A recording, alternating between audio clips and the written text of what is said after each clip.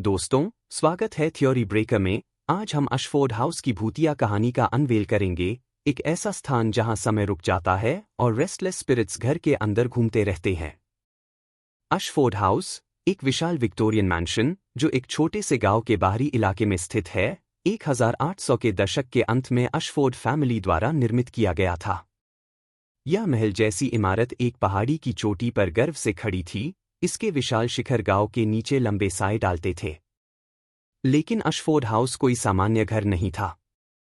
कहा जाता था कि यह घर अपने निर्माण के पल से ही शापित था। इसके आसपास की कहानी ऐसी थी जिसे कोई भी व्यक्ति नहीं बोलता था। मेन ओनर जॉनथन अशफोर्ड एक क्रूएल एंड ऑब्सेसिव मैन के रूप में जाने जाते थे। वह अपने अजीब एक्सपेरिमेंट्स और सुपरनैचुरल इवेंट्स में बढ़ती इंटरेस्ट्स के लिए फेमस थे। कुछ का मानना था कि वह ब्लैक मैजिक में लिप्त थे, यह विश्वास करते हुए कि यह उन्हें इमॉर्टैलिटी दे सकता है। लेकिन जब उनकी पत्नी इलियना रहस्यमय रूप से बीमार पड़ी और सस्पिशियस सर्कमस्टांसेस में मृत्यु हो गई, तो घर के बारे में अफवाहें और भी गहरी हो गईं। इलियना की मौत के बाद यह मैंशन एक दुख और निराशा का स्थान बन गया। जॉनथन अशफोर्ड एक रिक्लूज बन गए, रात के समय ही दिखाई देते थे और हमेशा घर के साए में छिपे रहते थे। लेकिन वह अकेले नहीं थे। लोकल्स का कहना था कि वे घर के अंदर अजीब आवाजें सुन सकते थे और कभी-कभी घर के खिड़कियों से अजीब रोशनी भी दिखाई देती थी।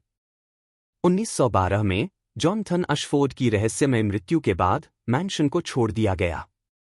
फिर भी अजीब घटनाएं जारी रही। लोग जो भी पास से गुजरते उन्हें खिड़कियों में मिस्टीरियस फिगर्स दिखाई देते और कभी-कभी पियानो की आवाज सुनाई देती। हालांकि वह घर यर्स से खाली था। ज्यादा समय नहीं हुआ था जब अफवाहें फैलने लगीं कि जो लोग अशफोर्ड हाउस में एंटर करते थे उनमें से कुछ कभी बाहर नहीं लौटते थे। 1965 में एक ग्रुप ऑफ अर्बन एक्सप्लोरर्स ने अशफोर्ड हाउस में रात बिताने का फैसला किया, यह जानने के लिए कि इन अफवाहों में कितनी सच्चाई है। वे कभी वापस नहीं लौटे।